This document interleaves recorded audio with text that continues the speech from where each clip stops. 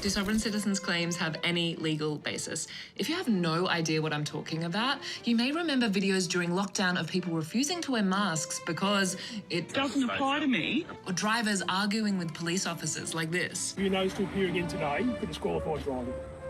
Okay? Okay, but I don't drive. I haven't been driving. That's all right. Yeah. Who drove the car here?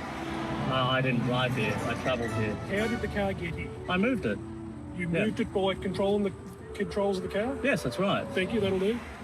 Now. Yeah, I didn't drive it, though. As I said to my dad on the last day of schoolies, I think I need a lawyer. Found one. This is Marilyn. Hey, Marilyn. What is a sovereign citizen? They're a very diverse group, loosely affiliated, not a tight-knit group at all.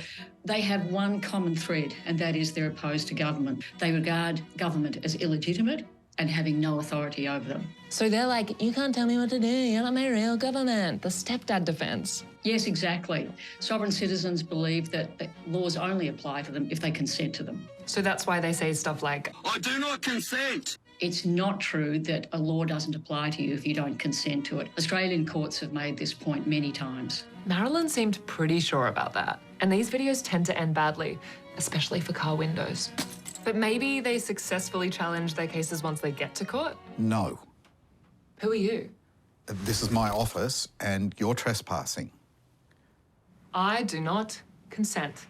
Well, I was a magistrate for 22 years and not only haven't they succeeded in my court, but nowhere in Australia have the sovereign citizen arguments succeeded. And I'll have the wig too, please. They all get thrown out. But sovereign citizen websites have a whole page of testimonials where people from all states have successfully fought using their information and won. See, it's on their website. All of those testimonials are either false or the reported decisions simply don't exist, and I've looked for them. Are you trying to say to me that the sovereign citizen websites are bullshit? That's exactly the right legal term. So there's no chance that maybe you would have missed a case? Not a chance. Not in the magistrates' court, not in the district court, in the Supreme Court, in the family court, in the AAT. Got it. Nowhere in any court have any of these arguments ever succeeded. So where does the idea that people can just opt out of laws come from? It comes from a very idiosyncratic belief that you can separate the legal or corporate aspects of a person and their natural or living person. Sovereign citizens believe there is the living person, aka flesh and blood human being, aka you that came out of your mum, and the legal person, which is just an administrative concept only created when a government issues someone with documentation of the state, like, say, a birth certificate. Sovereign citizens believe that they can reject their legal personality and therefore laws don't apply to them, and their natural living personality is unfettered by any of the restrictions that typically apply to all of us. Okay, and that's why they say this sort of thing.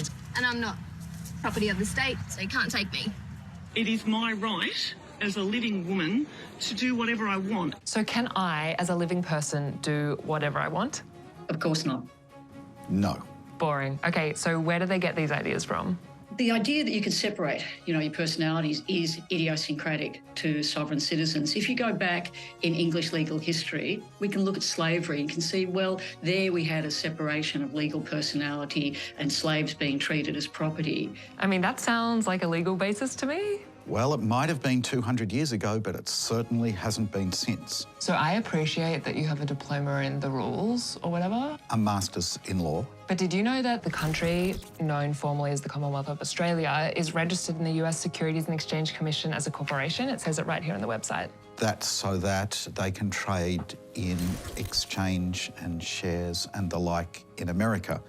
That doesn't actually have any implications in terms of Australian law whatsoever. And I think you'll find if your name is in all capital letters, like on, for example, your driver's license, that refers to you as a legal person, which is why I have made an individual recognition card, which features my name in lowercase and hyphenated.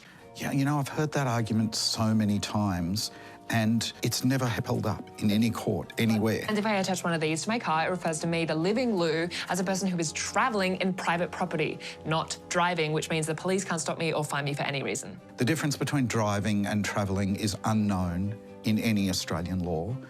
There were some really old common law rules relating to that in England back in the 15th and 16th century, but They haven't been in existence since then. What sovereign citizens offer is a fantastical, mythical version of the law that has no contact with reality.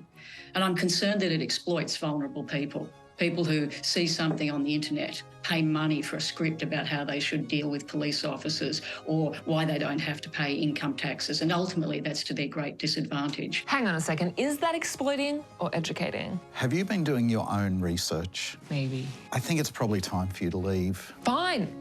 I was just travelling anyway. I'm going to take this. Not gonna lie, I was disheartened. Breaking free of the oppressive shackles of the Australian state sounded sweet.